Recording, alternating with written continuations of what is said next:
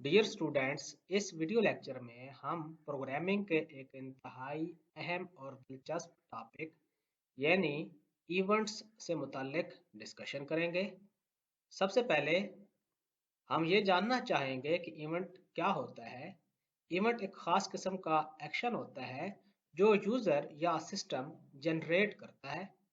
अगर हम real world के हिसाब से बात करें और अगर आप एक गाड़ी या कार चला रहे हैं और तेज रफ्तारी से गाड़ी को मोटरवे पर लेकर जा रहे हैं कि फौरन सामने से कोई जानवर आ जाता है, तो आप क्या करेंगे? आप ब्रेक अप्लाई करेंगे। ये जो ब्रेक का अप्लाई करना है ये दरअसल इवेंट कहलाता है। इसी तरह अगर आप वेब की दुनिया की बात करें तो वेब की दुनिया के अपने इवेंट्स होते हैं। फॉर एग्जांपल, आपने एक फॉर्म डेवलप किया हुआ है, उस फॉर्म में एक बटन लगा हुआ है। जो ही यूजर ने बटन को क्लिक किया तो दरअसल एक यूजर ने एक्शन परफॉर्म किया। कौन सा एक्शन? बटन को क्लिक करने वाला एक्शन। इसी तरह अगर फॉर्म पे एक इनपुट फील्ड लगा हुआ है, टेक्स्ट फील्ड लगा हुआ है और यूजर उस पे कोई चीज एंटर करता है तो दरअसल यूजर क्या कर रहा है? की को प्रेस कर रहा है और की के प्रेस होने पर जो यूजर इनपुट दे रहा है वो चेंज हो रही है। तो इस पर की प्रेस और ऑन चेंज के इवेंट्स फायर हो रहे हैं। इन दी वर्ल्ड ऑफ वेब बहुत सारे इवेंट्स इस तरह के अकर हो सकते हैं। For example, an HTML button was clicked, जिसको अभी अभी मैंने डिस्कस किया है, या फिर आपका वेब पेज मुकम्मल तौर पर लोड हो जाता है, या फिर इनपुट फील्ड चेंज होती है। यूजर इनपुट दे रहा है और वो बार बार चेंज हो रही है। फॉर एग्जाम्पल, वो अपना नेम लिख रहा है खान KH, जूं जूं वो लिख रहा है तो ये नेम चेंज हो रहा है। पहले के था, फिर H हो गया, फिर KHA हो गया, फिर KHAN खान हो गया। इसी तरह यूजर चूजेज अ की on the keyboard, the user resize और क्लोजेज द ब्राउजर विंडो। ये भी हो सकता है कि यूजर ब्राउजर की विंडो को रीसाइज करे, मिनिमाइज करे, या यहाँ तक के ब्राउजर की विंडो को क्लोज कर दे। तो ये तमाम एक्शंस दरअसल इवेंट्स कहलाते हैं। अब दोबारा उसी रियल वर्ल्ड एग्जांपल की तरफ वापस जाते हैं, एक और कॉन्सेप्ट समझने के लिए इवेंट हैंडलिंग का। जो ही आप ब्रेक अप्लाई करते हैं तो उसके रिस्पांस में इंजन क्या करता है? इंजन में कोई खास किस्म का मैकेनिज्म होता है जिसकी बेस पे कार रुक जाती है।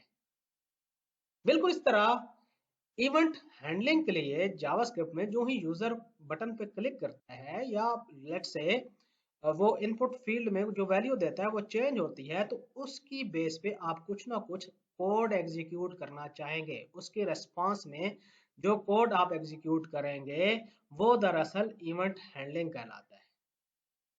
बस ये बात अब आपको अच्छी तरह से समझ आ गई होगी कि इवेंट हैंडलर दरअसल एक ब्लॉक ऑफ कोड होता है, एक फंक्शन होता है जिसमें प्रोग्रामर वो वाला कोड राइट करता है जो इवेंट अकर होने पर एग्जीक्यूट होना चाहिए। इन तमाम बातों को हम प्रैक्टिकल एग्जाम्पल्स की मदद से समझने की कोशिश करते हैं।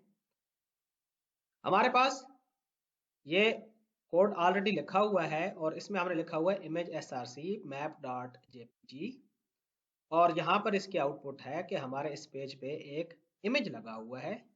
ये हमारे पास डायरेक्टरी स्ट्रक्चर है। मैप का इमेज हमने इस पेज पे लगाया हुआ है HTML कोड की मदद से। अब हम ये चाहते हैं कि यहाँ पर एक नीचे बटन लगा होना चाहिए और उस बटन के क्लिक पर ये वाला इमेज चेंज हो जाए और ये दूसरा इमेज डिस्प्ले हो जाए, फ्लैग वाला, फ्लैग डॉट png। यानी एक बटन लगाएं और उसके ऑन क्लिक इवेंट के अगेंस्ट ऐसा कोड लिखें जिससे इस इमेज का सोर्स चेंज हो जाए। तो सबसे पहले हम बटन डेवलप करेंगे। बटन इस तरह से भी डेवलप किया जा सकता है, डायरेक्ट आप बटन का टैग लिख सकते हैं।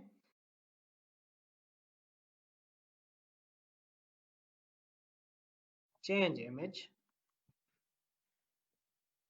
यहाँ पर बटन के टैग को क्लोज कर दिया और यहाँ पर हमने लाइन ब्रेक की 3 दफा ताकि इमेज और बटन के दरमियान फासला क्रिएट हो जाए। रिफ्रेश किया और ये देखें यहाँ पर बटन मौजूद है। अब इस बटन के अगेंस्ट हम ऑन क्लिक का इवेंट लिखेंगे, ऑन क्लिक, ये हमारे पास इवेंट होगा।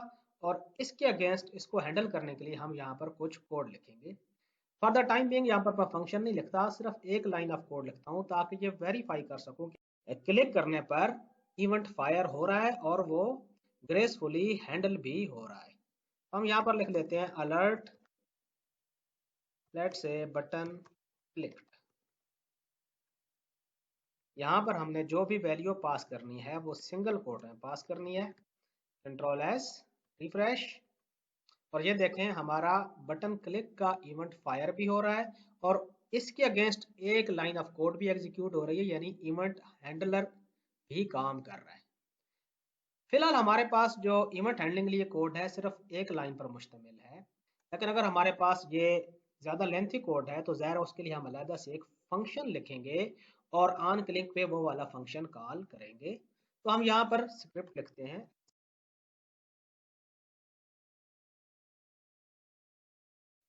यहाँ पर हम फंक्शन लिख लेते हैं, फंक्शन लेट्स से इसका नाम हम रख लेते हैं चेंज इमेज,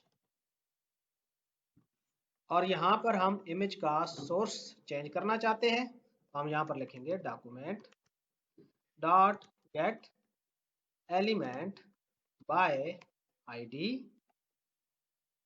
और यहाँ पर हम इस वाले एलिमेंट की आईडी प्रोवाइड करेंगे तो ज़ाहिर है इसकी आईडी कुछ ना कुछ होनी चाहिए। यहाँ पर हम आईडी इसको प्रोवाइड कर देते हैं इमेज1, और यहाँ पर भी हम लिख देंगे image one dot src is assigned to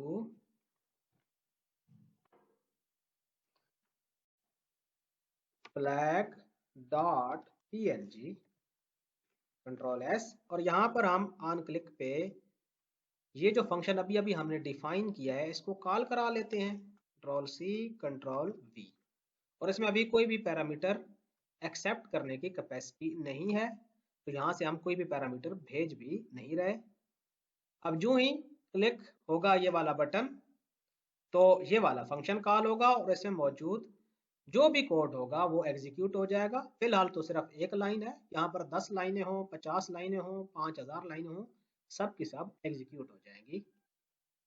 control S किया, पेज को रिफ्रेश किया, चेंज इमेज को क्लिक किया और ये आप देखें इमेज चेंज हो गया है। क्यों? क्योंकि हमने यहाँ पर इस वाले इमेज के अगेंस्ट ये वाला सोर्स सेट कर दिया है इस बटन की क्लिक पर। अब अगर हम ये चाहें कि इस वेब पेज पे दो बटन हों जिनमें से एक वाले बटन के क्लिक पे फ्लैग जो है वो सेट हो जाए और दूसरे वाले बटन की क्लिक पे मैप सेट हो जाए, तो इसके लिए कोड किस तरह से होगा आप यहाँ पर इस वीडियो को पॉज करें और खुद से सोचें। मैं इसका सॉल्यूशन आपको प्रोवाइड करता हूं। यहाँ पर हम लिख देते हैं फ्लैग इमेज और यहाँ पर एक और बटन लगा लेते हैं, लेट्स से मैप इमेज। अभी मैं ये चाह रहा हूं कि हम सिर्फ एक फंक्शन के थ्रू ये वाला काम कर लें। आसान तरीका तो ये है कि यहाँ पर मैं एक अलग से फंक्शन डेवलप कर लूं और इस बटन के क्लिक पे ये वाला फंक्शन कॉल कर लूं और इस वाले बटन की क्लिक पे एक और फंक्शन कॉल कर लूं, जैसा कि let's say change image to map और चेंज इमेज टू फ्लैग, और यहाँ पर हम यही वाला कोड कॉपी पेस्ट कर लेते हैं, टू फ्लैग और टू मैप। ये अच्छी अप्रोच नहीं है, हम इस अप्रोच को मजीद बेहतर करेंगे, लेकिन आपको प्रॉब्लम समझाने के लिए मैं ये वाली अप्रोच यूज कर रहा हूँ। यहाँ पर हम लिखेंगे मैप डॉट जेपीजी और कंट्रोल एस किया, पेज को रिफ्रेश किया, फ्लैग इमेज, मैप इमेज। ये वर्किंग तो बिल्कुल ठीक हो रही है, लेकिन यहाँ पर मसला ये है कि हम फंक्शन को रीयूज नहीं कर रहे। हमने दो अलहदा से फंक्शंस लिख लिए। कोई ऐसा तरीकाकार होना चाहिए कि हम सिर्फ एक फंक्शन के थ्रू ये वाला टास्क परफॉर्म कर सकें। तो उसके लिए हम यहाँ पर ये करेंगे कि यहाँ से पैरामीटर पास करेंगे।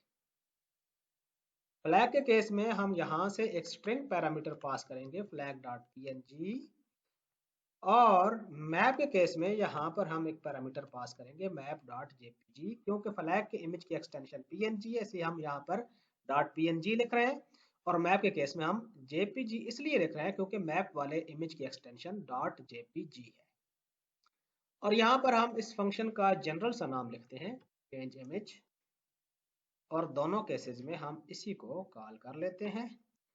और यहाँ पर ये हार्ड कोडेड वैल्यू लिखने की बजाय इस फंक्शन में ये वाली वैल्यू एक्सेप्ट कर लेते हैं, इमेज सोर्स। ये वाला सोर्स यहाँ पर कॉपी हो जाएगा इस वेरिएबल में, और यहाँ पर हम इस वेरिएबल को यूज कर लेते हैं। Control we control S, refresh किया, फ्लैग इमेज मैप इमेज, और यहाँ पर ये देखते हैं कि ये वाला कोड कॉल क्यों नहीं हो रहा।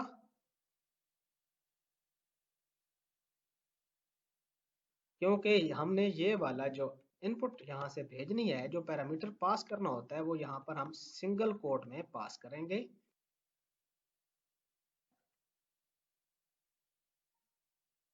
Refresh, flag image, map image. इस तरह आपने ये भी देख लिया है कि हम फंक्शन कॉल करते हुए पैरामीटर्स कैसे पास कर सकते हैं। डियर स्टूडेंट्स, मुझे उम्मीद है कि इवेंट हैंडलिंग से मुताल्लिक ये तमाम बातें आपको बहुत अच्छी तरह से समझ आ गई होंगी। अगर आप बाकी इवेंट्स को हैंडल करना सीखना चाहते हैं, जैसा कि ऑन चेंज इवेंट, जैसा कि key press event, mouse hover event and many more, तो आप MDN यानी मोजिला डेवलपर नेटवर्क और W3 स्कूल की वेबसाइट्स को विजिट कर सकते हैं। इसके साथ ही हमारा ये वाला वीडियो लेक्चर खत्म हुआ। Stay blessed.